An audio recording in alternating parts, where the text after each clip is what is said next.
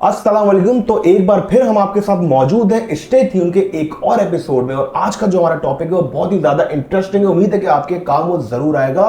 Topic का नाम है सेल्फ डेवलपमेंट। सेल्फ डेवलपमेंट क्या होती है, इसके क्या फायदे हैं, क्या इसको सीखने के लिए कहीं जाना पड़ता है, खुद से इंसान सीख सकता है। सवाल बहुत सारे हैं और जवाब हमें देंगे आज मिस एलिफिया, जो कि डीएक्स ग्रुप में as a head of digital marketing है। तो आइए इनसे कुछ थोड़ी बात करते हैं। अस्सलाम वालेकुम। वालेकुम अस्सलाम। एलिफिया क्या हाल है? मैं ठीक अल्हम्दुलिल्लाह। आप सुनाए कैसे हैं आप? ठीक ठाक। अच्छा, जैसे कि मैंने लोगों को बताया कि आप हेड ऑफ डिजिटल मार्केटिंग हैं, तो डिजिटल मार्केटिंग पहले तो थोड़ा सा उसका बहुत शॉर्ट इंट्रो दे दें कि डिजिटल मार्केटिंग होता क्या है। Digital marketing basically traditional marketing से थोड़ा हटके है, क्योंकि दुनिया चेंज हो रही है, इंडस्ट्रियल रेवोल्यूशन की तरफ मूव हो रही है। तो मार्केटिंग का ट्रेडिशनल जो तरीका है वो चेंज हो गया है और अब सारा डिजिटल की तरफ मूव हो गया है। पहले लोग पेपर मार्केटिंग करते थे, न्यूज़पेपर मार्केटिंग करते थे, टीवी एडवर्टाइजमेंट करते थे।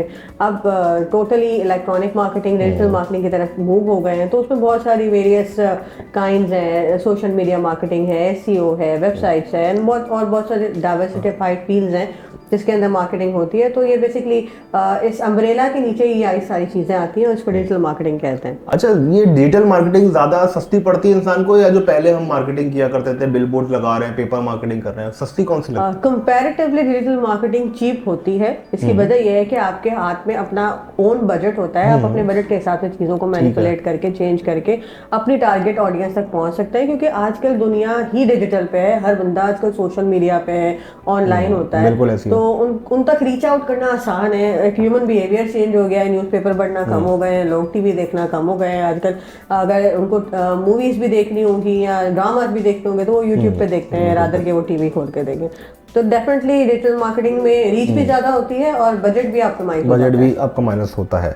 बिल्कुल सही। अच्छा, हमारा आज का जो टॉपिक है वो है सेल्फ डेवलपमेंट। सबसे पहले तो थोड़ा सा मुझे इंट्रो देंगे, सेल्फ डेवलपमेंट होती क्या चीज है?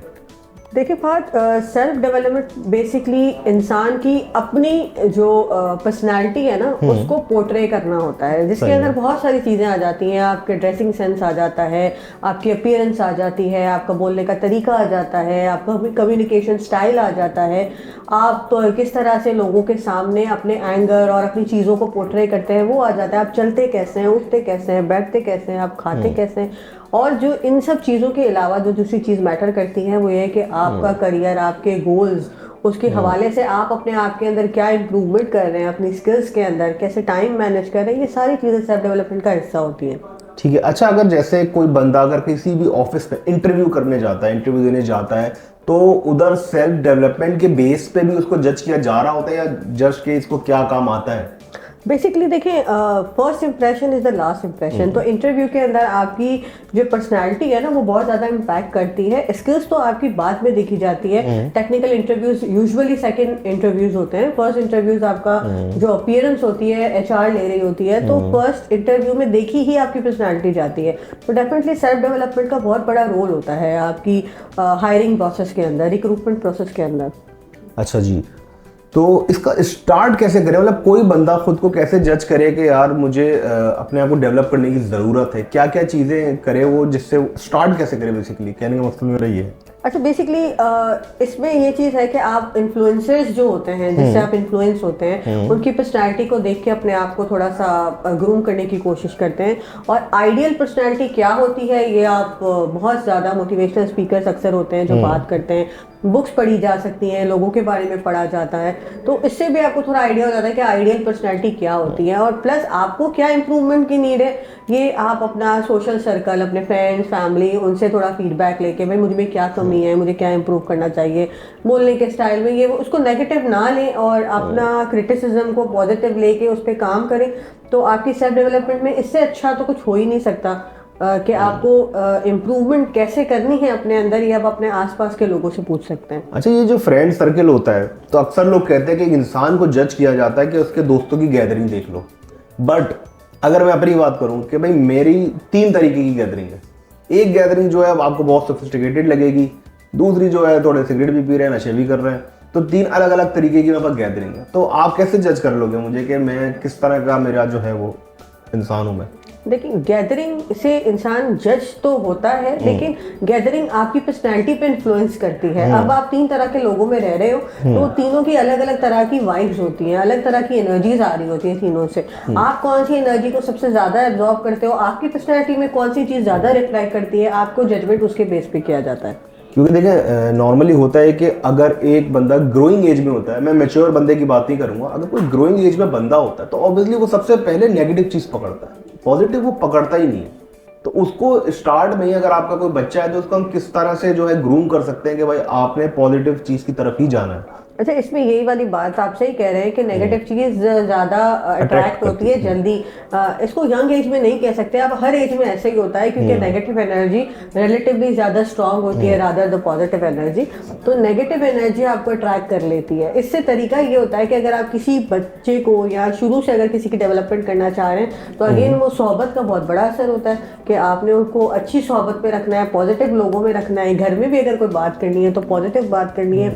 हर चीज के 2 पहलू होते हैं। एक बात अगर मैं कहूँ कि अगर बच्चे को चलते चलते टेबल से लग गया, ठीक है, और उसकी माँ ये कहती है टेबल को थपेर के गंदी है टेबल, मेरे बेटे को मार दिया इसने, ये एक तरीका था, ठीक है। वो यूजुअली सारे माँ बाप ऐसे ही होता है। लेकिन इसका पॉजिटिव तरीका क्या है, आप अपने बच्चे को समझाए, बेटा टेबल तो यहीं पड़ी थी ना, आपने ध्यान से चलना था, ठीक है। नेक्स्ट टाइम आप ध्यान से चलोगे, आपको नहीं लगेगी, रादर आप अपने बेटे के पैर दबा दिए। तो अपब्रिंगिंग का बड़ा इम्पैक्ट है। अपब्रिंगिंग का बहुत इम्पैक्ट होता है कि चीजों को पर्सपेक्टिव से कैसे देखते हैं आप, उनका नजरिया आप कैसा बनाते हैं, इस पे बहुत ज्यादा डिपेंड करता है। और ये पेरेंटिंग में बहुत अहम किरदार होता है कि बच्चे की सेल्फ डेवलपमेंट कैसे हो रही है। अच्छा, मेरे बहुत से ऐसे दोस्त हैं जो ऑफिस गोइंग होते हैं, ठीक है। अब वो ऑफिस गोइंग हैं, उनके पास जो कपड़े वो पहने होते हैं बहुत ज़्यादा, मतलब dress pant, dress shirt, tie वाई लगाए हुए हैं, लेकिन वो कहते हैं हम कंफर्टेबल नहीं है इस चीज़ में, तो अब क्या करें, मजबूरी है। तो क्या ऑफिस वाले सही होते हैं कि आपको इस हिसाब की ड्रेसिंग करनी, फॉर्मल रहना है, ये भी सेल्फ डेवलपमेंट का एक पार्ट है या अलग चीज़ है कोई? देखिए, डेफिनेटली आपकी जो अपीयरेंस होती है, आपकी ड्रेसिंग होती है, वो बहुत इम्पैक्ट करती है आपके प्रोफेशनल एनवायरनमेंट के अंदर।